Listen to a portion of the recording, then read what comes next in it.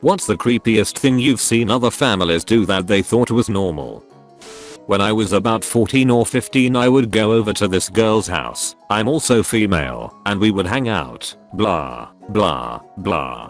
One day she came out of her parents' room with something in her mouth. At first I didn't realize what it was, but once she sat back down on the couch, I saw that it was a fucking vibrator in her mouth. I kind of flipped shit and asked her what the hell she was doing. She said her gums hurt, so she was massaging them. The bad slash sad slash disgusting slash weird thing was that she didn't even know it was a vibrator. She found it in her parents' room one day and thought it was for your teeth slash gums. On top of that, her parents knew she used it for that purpose because they walked in and talked to her while she had it in her mouth. I didn't go back. I went to elementary school with this really nice girl. She was the eldest of 4 girls, all perfectly healthy and beautiful. Kids were laughing at her because she was smelling really bad. I talked to her about it and she told me that her mother makes her wear the same clothes for a week before washing them. Her mother was really busy praying to have a son. She was in the church at 6 a.m. every morning and spent a lot of time there, always praying to have a son. Well, the miracle happened and she had a son. That's all they could talk about. It was like Jesus himself was reborn. It was weird. Maybe 2 to 3 ago I saw her in the bus. The first thing she told me, after not seeing each other for maybe 30 years, was, "Did you know I have a brother?" I was speechless. A white woman, with 2 white sons, 2 adopted young black children, and no husband used to come into this fast food place I worked at. The mother and sons looked straight out of the 50s. Her adopted children did not look as well kept. She owned a popular Christian pizza buffet in town. They even printed Bible quotes on the napkins. The sons would come up, order the same thing every time. Same for the mom, same thing every single time. She would always point to her adopted children and say, "They don't need anything. Please don't give us anything for them. We once paid for 2 kids' meals for them." She was furious. They would return to the table and would demand we bring them their food. Seriously, it would sit there for 20 minutes if we didn't bring it out to them. They would pray, eat, sit there for ages and leave. The black kids always looked so sad. I never understood why she refused them food. I remember it was when 2004 Euros happened. I went to a friend's house for a sleepover. I was 12 years old then. So we go to his house where his and my mom dropped us there and left. His dad was there though. I never liked this man. Anyway, he welcomed us with the most unwelcoming manner, like he hated to have me for sleepover. We proceeded to his room and played on his PS2. After half an hour, his dad enters the room and says, "Okay, I think it's about time, Michael, my friend."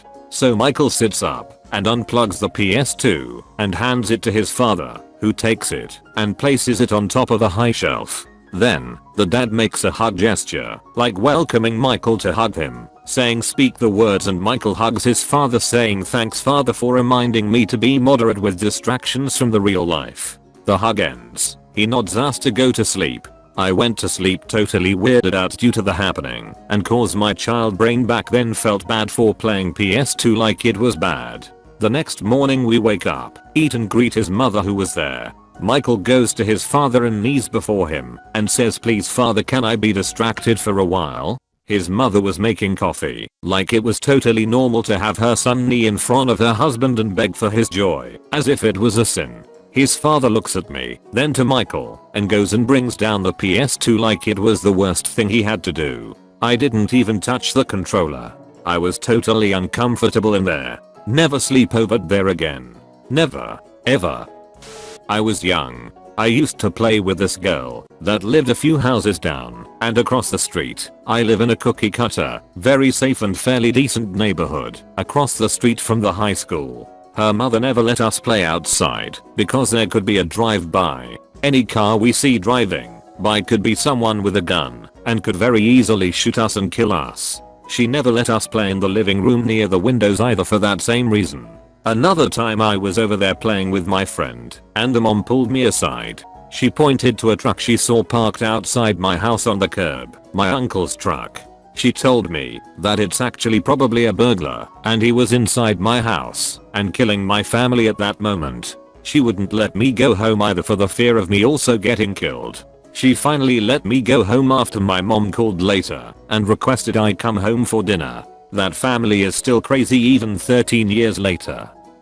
I had a close childhood friend whose mom insisted that we treat their dogs like people. Whenever I went round there I had to greet these two Cocker Spaniels, say goodbye to them when I left, say excuse me if I walked past one of the dogs in the hallways. Stuff like that. Sometimes we'd be eating dinner and having a conversation, and the mom would try to include the dogs by asking their opinions, and we'd all sit there in silence like idiots until she decided they'd had enough time to reply, which they never did, being dogs. There was other stuff with those dogs, but I don't really want to relive it right now. Not the weirdest thing ever, but weird enough.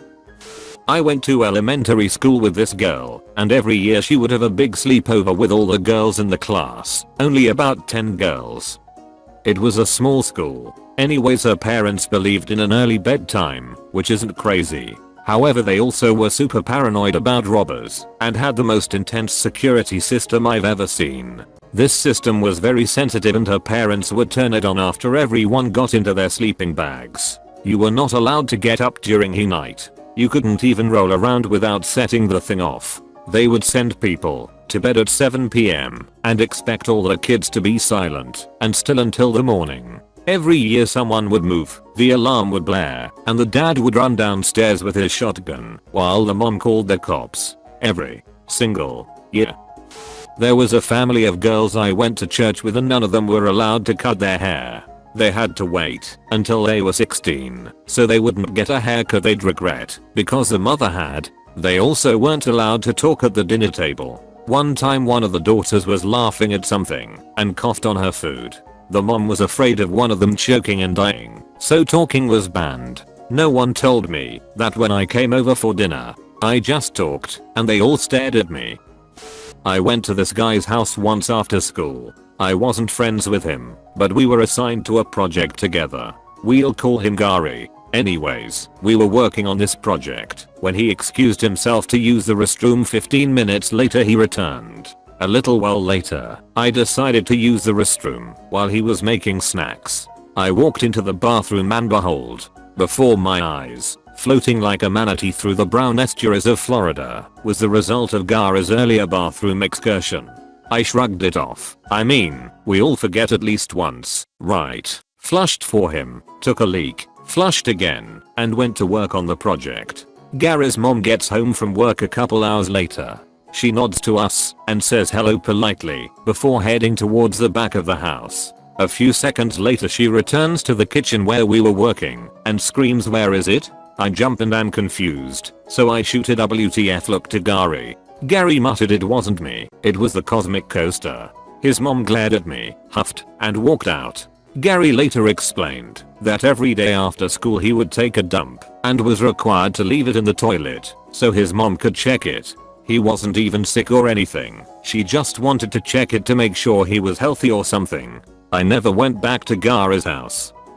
I knew a girl in high school who had parents who were obsessed with dinner plates. They had such a huge collection of collectible plates in their house that every room was full of them on display. Their entire house was basically a library set up for these things. Her bedroom was a mattress on the floor, surrounded by display cases of plates. You couldn't even lean on any wall, they were all like this. The last time I went over there I knocked one off the wall by mistake. I caught it, and it didn't even break, but my god the rage her dad flew into was freaking horrifying. He was inches away from punching me. Never went back.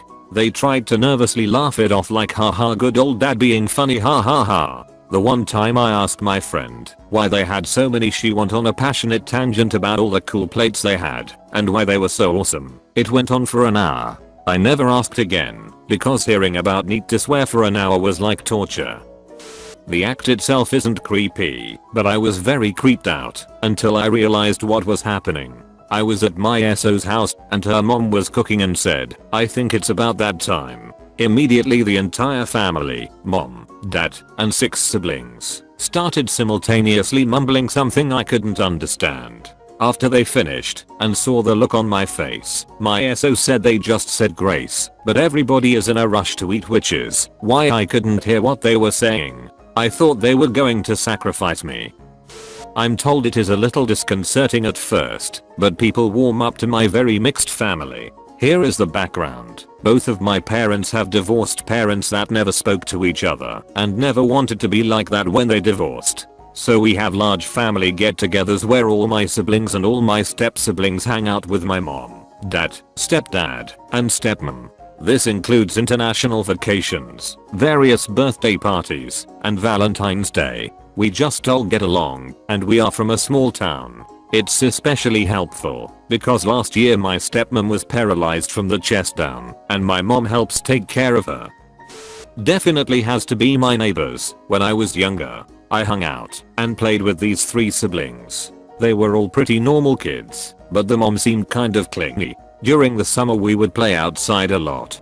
Baseball, hockey, go-karts, swimming, the norm. Every single day at about 12, the mom would call the kids back to the house, one at a time. They would have to go inside for about a half hour, then come out, and the next kid would go in. Never thought too much about it until one day I was actually in their house with them and found out why she called them. She had mandatory cuddle time with each of the kids. They would lay on the couch and she would spoon them in the quiet for about 30 minutes each. Weirdest thing I've ever encountered.